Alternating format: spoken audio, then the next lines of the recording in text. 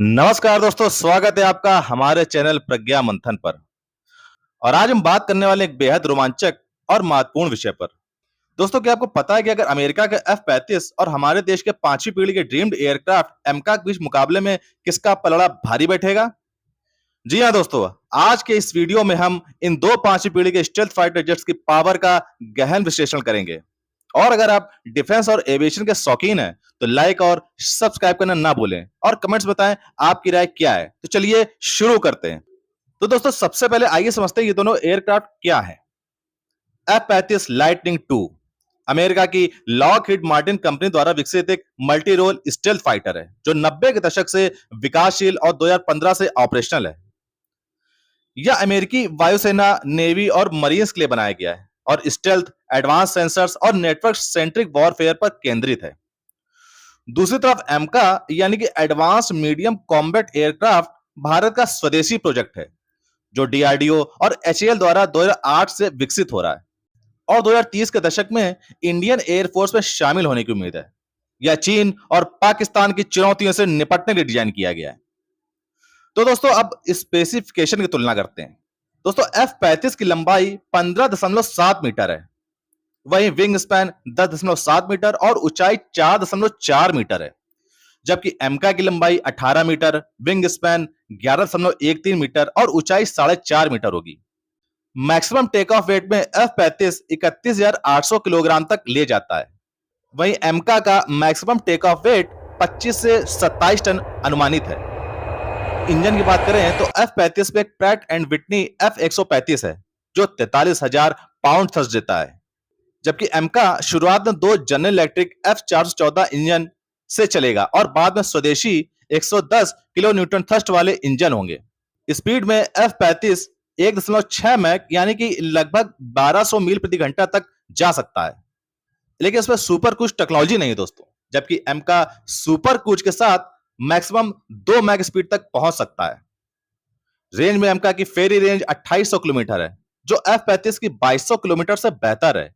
लेकिन वही combat range में F-35 का 1093 किलोमीटर एमका के 1000 किलोमीटर से थोड़ा आगे। सीलिंग में एमका 60,000 फीट से ज्यादा तक उड़ सकता है, जो F-35 की 50,000 फीट से बेहतर है। स्टेल्थ के लिए F-35 का रडार क्रॉस सेक्शन 0.001 वर्ग मीटर से कम है और एमका का भी इसी स्तर का लक्ष्य है। दोनों में एस शेप्ड इंटेक्स और कंपोजिट मटेरियल्स का उपयोग होगा।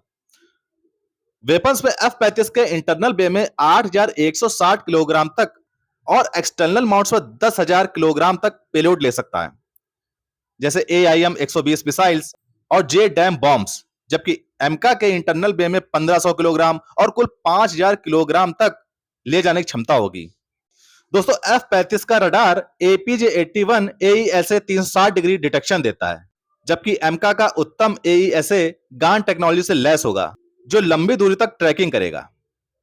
स्टेल्थ में F-35 का रडार क्रॉस सेक्शन टेस्टेड और बेहतर है, लेकिन एमका का डिजाइन F-22 से प्रेरित है, जो भविष्य में F-35 के समान प्रदर्शन दे सकता है। स्पीड और मैन्यूवरेबिलिटी में एमका का 2+ मैक और ट्विन इंजन इसे डॉग फाइट में बढ़त दे सकता है, जबकि F-35 air to ground mission के लिए अनुकूल है।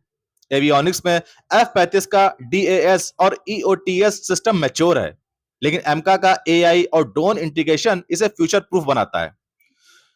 दोस्तों, पेलोड में F-35 भारी है, लेकिन एमका स्वदेशी हथियारों से लैस होगा। रेंज में एमका की फेरी रेंज बेहतर है, जबकि F-35 का कॉम्बैट रेंज मजबूत है। लागत में F-35 प्रति यूनिट 80 से 100 मिलियन डॉलर का है, जबकि एमका का 120 मिलियन डॉलर अनुमानित है। लेकिन दोस्तों, स्वदेशी होने से लॉन्ग टर्म सस्ता हो सकता है। ऑपरेशनल स्टेटस में F-35 1000+ यूनिट के साथ बैटल टेस्टेड है, जबकि एमका 2035 तक तैयार होगा।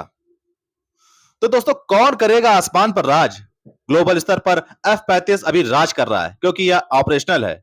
लेकिन भारत के लिए एमका बेहतर है, यह स्वदेशी है। चीन की J-20 और पाकिस्तान की J-35 से मुकाबले के लिए डिजाइन किया गया है।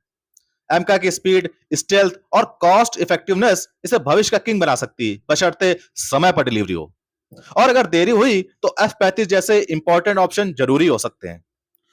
तो दोस्तों, यह था हमारा विश्लेषण। क्या एमका F-35 को पीछे छोड़ देगा? कमेंट्स में बताएं। और अगर यह विश्लेषण आपको पसंद आया तो शेयर करें, सब्सक्राइब करें और बेल आइकन दबाएं। तो दोस्तों मिलते हैं अगले वीडियो में, तब तक के लिए जय हिंद, जय भारत।